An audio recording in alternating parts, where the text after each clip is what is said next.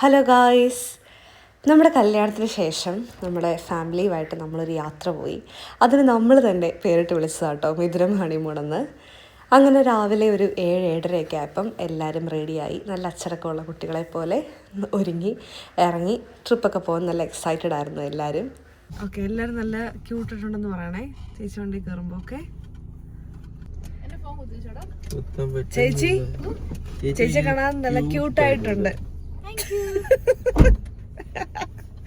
നമ്മൾ എവിടെ പോയാണ്? മല, പുഴ, പിന്നെ കാട്.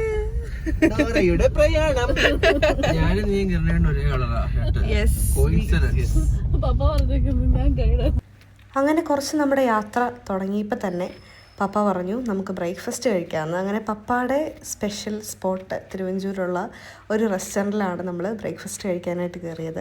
ഇത് പപ്പ സ്ഥിരമായിട്ട് വരുന്ന റെസ്റ്റോറൻ്റ് ആട്ടോ, അതുകൊണ്ട് നമ്മൾ കുറച്ച് സ്പെഷ്യൽ ട്രീറ്റ്മെൻ്റ് ആണ് നമുക്കവിടെ. ഞാൻ മസാല ദോശയിൽ തന്നെ തുടങ്ങി. എനിക്ക് മസാല ദോശ ഭയങ്കര ഇഷ്ടമാണ്. ബ്രേക്ക്ഫാസ്റ്റായിട്ട് ഇങ്ങനെ ഏറ്റവും ഇഷ്ടമുള്ളത് മസാല ദോശയാണ്. നമ്മൾ ഡെയിലി വീട്ടിലൊന്നും മസാല ദോശ ഉണ്ടാക്കത്തില്ല, അതുകൊണ്ട് പുറത്ത് പോകുമ്പം കഴിക്കാൻ എനിക്ക് ഭയങ്കര ഇഷ്ടമാണ്. അത് നമ്മളെല്ലാവരും കൂടെ ഷെയർ ചെയ്ത് കഴിച്ചുകൊണ്ടിരിക്കുകയാണ്. ബാക്കി എല്ലാവരും പൊറോട്ടയും ബീഫും കേട്ടോ രാവിലെ കഴിച്ച ക്ലാസിക് കോമ്പിനേഷൻ.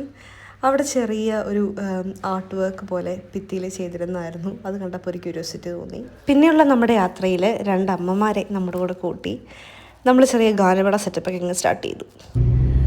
നന്ദിയോടെ ഞാൻ സ്തുതി പാടിടും എൻ്റെ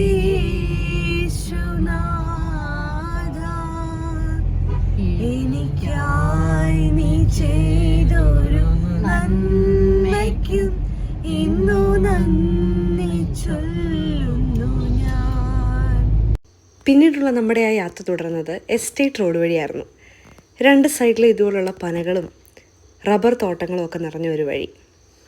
ഒറ്റ നോട്ടത്തിൽ തെങ്ങായിട്ട് തോന്നുമെങ്കിലും ഇത് പനകളായിരുന്നു. ഈ വഴിക്ക് നമ്മൾ പോയി കഴിയുമ്പോഴത്തേക്കും കുറച്ച് വന്യമൃഗങ്ങളെയൊക്കെ കാണാൻ പറ്റും കേട്ടോ. നമുക്ക് 3 ആനകളെ ഒരുമിച്ച് കാണാൻ പറ്റി. ആദ്യം നമുക്ക് കണ്ടപ്പോൾ ഒരു ക്യൂരിയോസിറ്റി ഉണ്ടായിരുന്നെങ്കിൽ പിന്നെ അത് കുറച്ച് ഭയമായിട്ട് വന്നതുകൊണ്ട് നമ്മൾ കുറച്ച് സ്പീഡിൽ വണ്ടി വിട്ടങ്ങ് പോയി.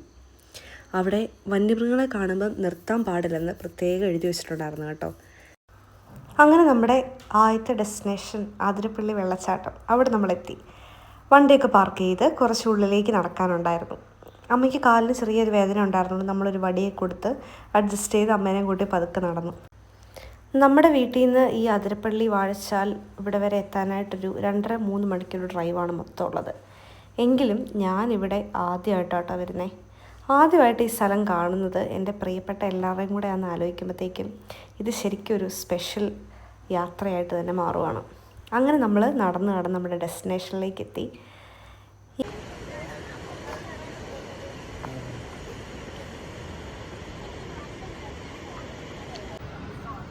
അമ്മ എന്നെ കാണാനാ വന്നേ?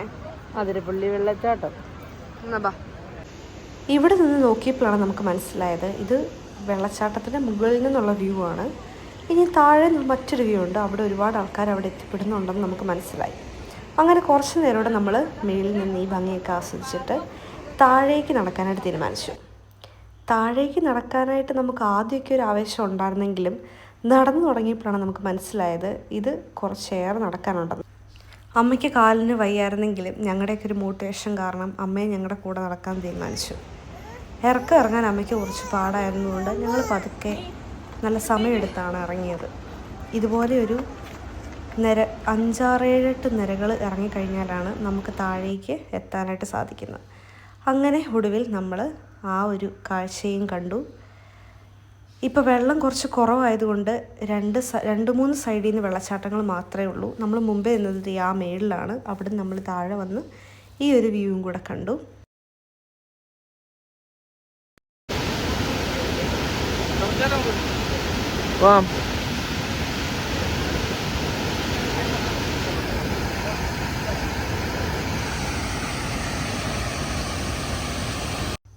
നടന്നെല്ലാവരും നല്ല രീതിയിൽ ക്ഷണിച്ചുകൊണ്ട് ഞങ്ങൾ പെട്ടെന്നൊരു ലഞ്ച് കഴിച്ചു. പിന്നെ ഈ ഒരു കൂട്ടുകാരനെ കൂടെ കണ്ടു കേട്ടോ. ഈ കൂട്ടുകാരന് അത്ര കുഞ്ഞാവയുണ്ടെന്ന് സൂക്ഷിച്ച് നോക്കിയേ. അങ്ങനെ എല്ലാവരും നല്ല ടയേർഡായതുകൊണ്ട് നമ്മൾ നേരെ സ്റ്റേ ചെയ്യുന്ന സ്ഥലത്തേക്ക് എത്തി. നമ്മൾ സ്റ്റെർലിംഗ് എന്ന് പറയുന്നൊരു ഹോട്ടലിലായിരുന്നു അന്ന് നൈറ്റ് ഫുള്ള് സ്പെൻഡ് ചെയ്തത്.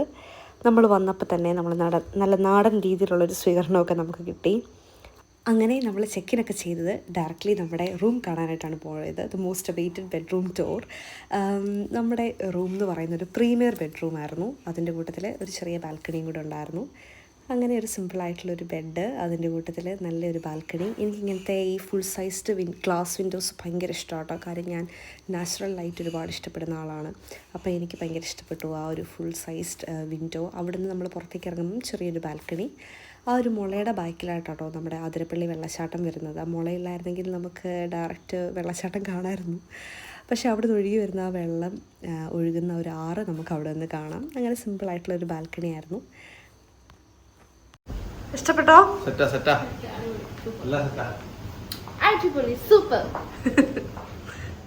നമ്മളൊരു 1 നൈറ്റാണ് ഇവിടെ സ്പെൻഡ് ചെയ്തത്. ഇതുപോലത്തെ ഒരു 3 ബെഡ്റൂമാണ് നമ്മൾ ബുക്ക് ചെയ്തത്. ശരിക്കും പറഞ്ഞാൽ ഒത്തിരി സ്പെഷ്യലായിട്ടൊന്നും ഇവിടെ ഇല്ലെങ്കിലും നമ്മുടെ വീട്ടിൽ നിന്ന് മാറി പുതിയൊരു സ്പേസിലേക്ക് വന്ന് അവിടെ എല്ലാവരും കൂടെ നല്ല ചില്ല് ചെയ്ത് എൻജോയ് ചെയ്ത് വർത്തമാനമൊക്കെ പറഞ്ഞ് ഇരിക്കുമ്പോൾ തന്നെ നമുക്കെല്ലാവർക്കും ഒരു നല്ല പീസ് ഓഫ് മൈൻഡാണ്.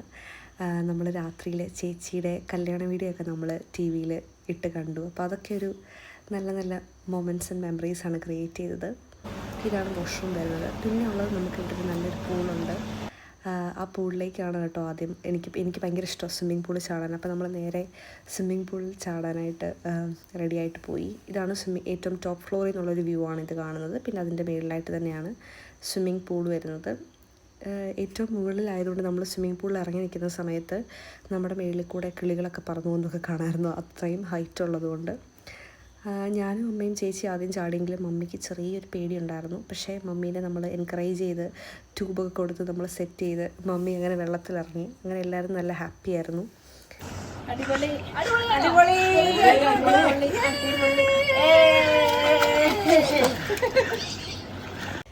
നമ്മുടെ ഈ ഒരു കൊച്ചു യാത്ര ഇത്രയും മനോഹരമാക്കി തീർത്തതിൽ ആ പൂളിൻ്റെ പ്രാധാന്യം വളരെ വലുതാട്ടോ. അങ്ങനെ ഒരു മിഥുനം ഹണിമൂൺ കഴിഞ്ഞിരിക്കുന്നു.